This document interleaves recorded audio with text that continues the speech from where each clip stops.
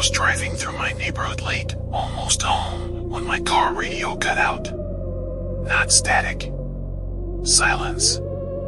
Then the emergency alert tone played. The voice sounded normal. Calm. Official. It said there was no danger and no action was required. Then it gave a location. My block. It told residents to remain indoors and not respond if contacted. The message repeated once, then the radio went back to music. When I parked, every light on my block was on. Nobody was outside. The next morning, the corner store was boarded up. The owner told me the city came overnight. I asked him why.